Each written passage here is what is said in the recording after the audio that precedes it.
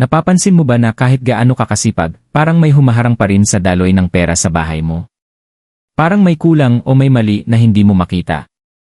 Sa lumang Feng Shui, may isang simpleng bagay na tahimik lang na gumagana sa likod ng enerhiya ng tahanan, asin. Hindi ito basta pampalasa. Kapag nailagay sa tamang lugar, sa tamang paraan, sinasabi ng matatandang master na kaya nitong linisin ang malas, basagin ang bara, at buksan ang pintuan ng kasaganaan. Pero mag-ingat, kapag maling lugar, kabaligtaran ang mangyayari. Ang tanong, handa ka bang malaman ang lihim na ito? Ang video na ito ay hindi aksidente na napunta sa iyo. Sa Feng Shui, may paniniwala na kapag handa na ang isang tao, kusa niyang natatagpuan ang tamang kaalaman.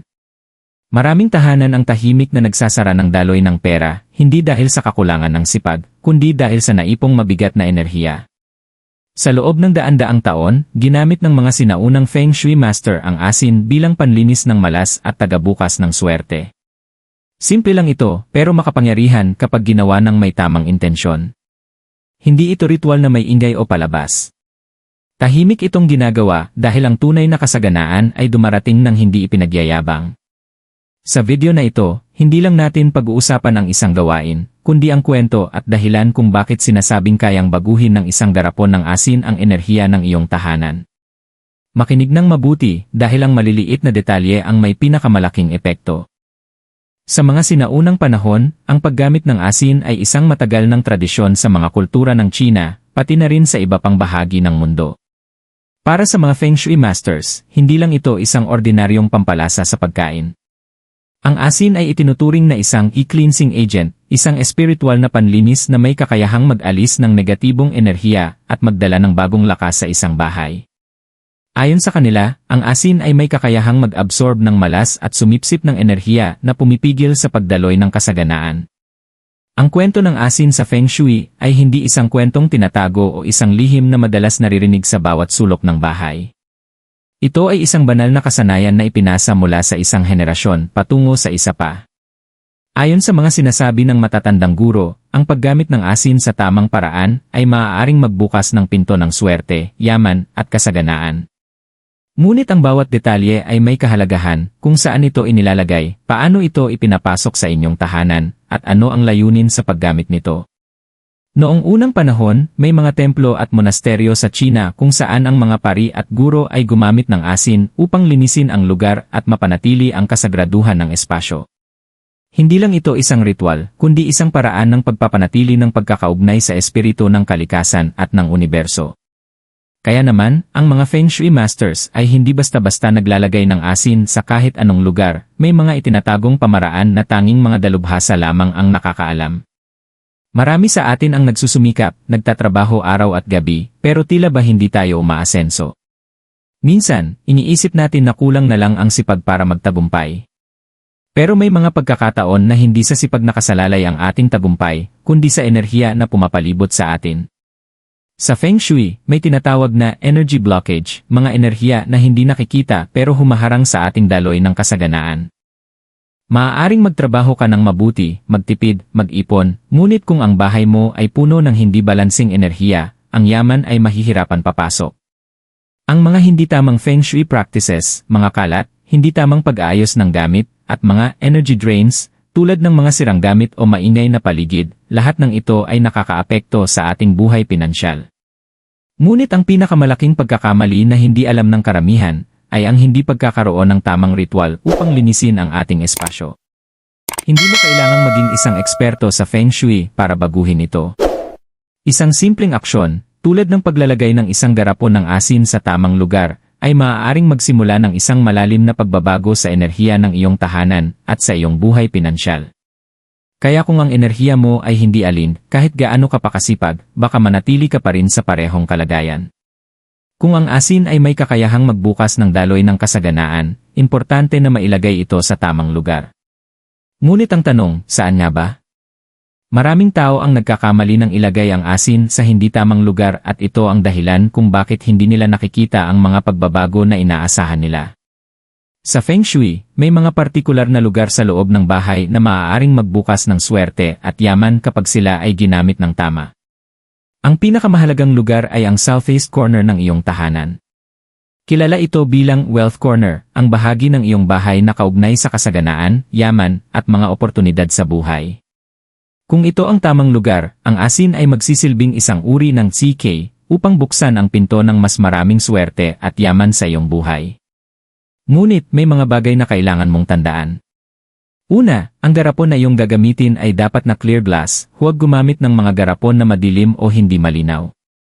Ang clear glass ay simbolo ng malinis na daloy ng enerhiya. Pangalawa, ang asin ay dapat na hindi nakaharap sa ibang gamit o nakakulong sa isang sulok na mahirap makita. Ang asin ay kumakatawan sa isang malinis na espasyo, kaya dapat hindi ito ilagay sa mga lugar na puno ng kalat o magulo. Huwag mong kalimutan na ang intensyon mo sa paglalagay ng asin ay may malalim na kahulugan. Ang bawat hakbang ay isang ritual na nagpapakita ng iyong pagpapahalaga sa enerhiya ng kasaganaan. Habang inilalagay mo ang asin, ipikit ang iyong mata, huminga ng malalim at magdasal ng taimtim. Sabihin na ang enerhiya ng iyong tahanan ay malinis at ang daloy ng yaman ay bubukas sa iyo. Ang susunod na hakbang ay napakahalaga, kaya mag-ingat. Kapag tamang lugar at tamang oras, ang ritual ng asin ay magbubukas ng pinto ng kasaganaan sa iyong buhay, subalit may isang pagkakamali na hindi mo dapat gawin. Alamin ito sa susunod. And a mistake that blocks wealth energy. Ngayon, napakahalaga ng susunod na hakbang. Habang inilalagay mo ang garapon ng asin sa tamang lugar, may isang malaking pagkakamali na maraming tao ang nagagawa, at ito ang dahilan kung bakit hindi nila nararanasan ang mga pagbabago na inaasahan nila. Ang pagkakamaling ito ay napakadaling gawin, ngunit ito ay may malaking epekto sa daloy ng enerhiya sa iyong tahanan. Ang pagkakamali ay ang paglalagay ng asin sa maling oras. Ang Feng Shui ay hindi lamang tungkol sa tamang lugar. Mahalaga rin ang oras at ang iyong intensyon. Kung ilalagay mo ang asin sa maling oras, halimbawa, kapag ikaw ay nagmamadali, pagod, o may negatibong emosyon, maaari itong magdulot ng kabaligtaran na epekto. Kung ikaw ay naglalagay ng asin ng walang ganap na pagninilay o tahimik na kalooban, maaaring magsimulang magkulang ang daloy ng kasaganaan, at ang enerhiya ng yaman ay huminto sa iyong tahanan. Ayon sa mga Feng Shui experts, ang pinakamainam na oras upang maglagay ng asin ay sa mga gabi ng buwan, kapag ang enerhiya ng iyong tahanan ay pinakatahimik at receptive sa mga pagbabago. Dapat ay linisin muna ang lugar at tiyakin na wala kang alalahanin o emosyonal na bigat sa iyong puso. Ang ritual ng paglalagay ng asin ay hindi lang basta physical na aksyon, ito ay may espiritual na kahulugan, at ang pag-isip at kalooban mo ay may malaking epekto sa kinalabasan nito. Kapag ang lahat ay tama, lugar, oras, at intensyon, doon magaganap ang tunay na magic. Ngunit, ang pagkakamali ng maling oras ay isang bagay na hindi mo dapat maliitin. Kung hindi mo sundin ang tamang timing, baka magdulot pa ito ng higit na pagkabisi, stress, at pagkapagod sa buhay mo, at hindi ka makakaranas ng pagdaloy ng kasaganaan. Real lifestyle story. Isang araw, may isang mag-asawa na tumira sa isang lumang bahay sa isang tahimik na barangay. Sila'y nagsimula bilang mga simpleng tao na may simpleng pangarap, ngunit sa kabila ng kanilang sipag at tiyaga, hindi nila magawang makapag-ipon at makapagtagumpay. Ang bawat buwan ay parang isang laban, at hindi nila nararamdaman ang pag-angat ng kanilang buhay. Tinutok nila ang kanilang buong lakas at oras sa pagtatrabaho, ngunit tila ba ang swerte ay hindi dumarating. Isang gabi, habang sila'y nag-uusap ng kanilang mga plano para sa hinaharap, nakarinig sila ng isang kwento mula sa kanilang kapitbahay. Ang kapitbahay ay isang matandang babae na matagal nang gumagamit ng mga tradisyonal na Feng Shui ritual, at ipinagmalaki sa kanila ang isang lihim na matagal nang itinatago ng kanyang pamilya. Sinabi ng matandang babae, ang asin, kapag inilagay sa tamang lugar at tamang oras, ay may kakayahang baguhin ang daloy ng kasaganaan at magdala ng swerte. Dahil sa kanilang pagnanais na makaranas ng pagbabago, sumunod sila sa payo ng matandang babae. Agad nilang nilinis ang kanilang bahay, at sa ilalim ng buwan ng Hunyo, inilagay nila ang isang garapon ng asin sa southeast corner ng kanilang bahay, ang wealth corner ayon sa Feng Shui.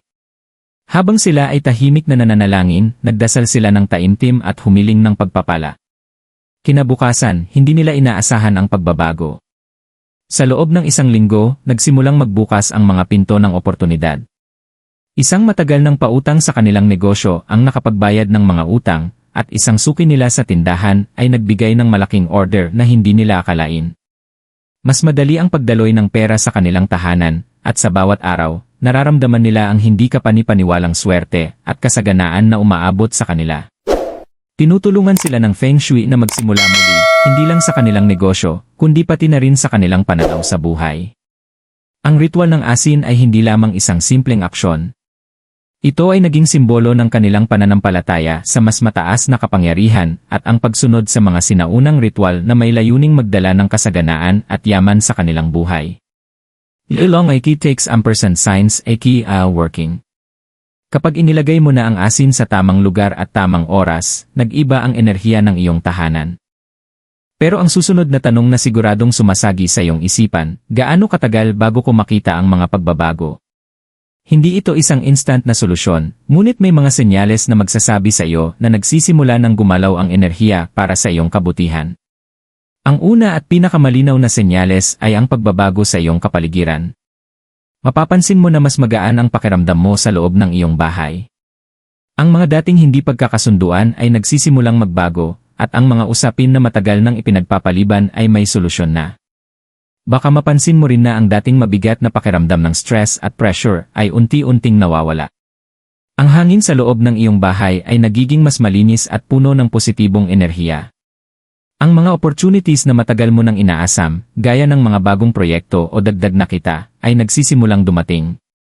Ang mga hindi inaasahang pagkakataon ay nagbubukas, at ikaw ay magkakaroon ng mga bagong koneksyon, o hindi inaasahang pabor na magdadala sa iyo sa mas mataas na posisyon sa iyong negosyo o trabaho. Pero may isang bagay na kailangan mong tandaan, ang mga senyales ay hindi laging malalaki o agarang nagaganap. Minsan, ang unang mga palatandaan ay mga maliliit na bagay, mas magaan na pakiramdam, mas magaan na araw, o mga simpleng pagkakataon na dumarating na hindi mo inaasahan. Habang nagsisimula ang mga maliliit na pagbabago, mas lalalim ang enerhiya ng kasaganaan sa iyong buhay. Web should enti this ritual. Ang ritual ng asin na ito ay makapangyarihan at ang epekto nito ay maaaring magbukas ng pintuan ng kasaganaan at swerte. Ngunit tulad ng anumang espiritual na practice, may mga tao na mas nararapat para sa ritual na ito at may mga hindi. Hindi lahat ay handa para sa ganitong uri ng pagbabago, kaya mahalagang malaman kung ikaw ba ay kabilang sa mga tamang tao na dapat magsagawa nito. Dapat itong gawin ng mga taong may bukas na isipan at handang tanggapin ang pagbabago sa kanilang buhay. Kung ikaw ay naniniwala sa enerhiya at sa mga espiritual na ritual, at kung ikaw ay tapat at may malinis na layunin, ang ritual ng asin ay para sa iyo. Kung ikaw ay may tiwala sa mga sinaunang tradisyon at handang magbigay pansin sa maliliit na detalye, siguradong makikinabang ka sa ritual na ito. Sa kabilang banda, hindi ito para sa mga taong sarado ang isipan at hindi naniniwala sa mga ritual o enerhiya. Kung ikaw ay nagdududa o nagmamadali at wala kang oras na maglaan ng taimtim na atensyon sa ritual, malamang hindi mo makikita ang mga positibong epekto nito. Ang sinseridad at taimtim na layunin ay mahalaga sa bawat hakbang ng ritual na ito. Ngayon, bago mo tapusin ang ritual na ito, narito ang isang final na babala na kailangang tandaan. Ang ritual ng asin ay hindi isang laro. Ang bawat hakbang, bawat detalye, at bawat intensyon mo ay may malalim na epekto sa iyong buhay. Kung ang iyong puso at isipan ay hindi malinis, kung ang iyong layunin ay hindi purong pagsisikhay ng kasaganaan at kabutihan, maaaring magdala ito ng kabaligtaran. Ang maling pagninilay at maling layunin ay nagdudulot ng pag-block ng kasaganaan, hindi ng pagdaloy nito. Huwag mong gawing biro ang simpleng ritual ng asin. Ang iyong pananampalataya at intensyon ang magdidikta kung paano ito gagana sa iyong buhay.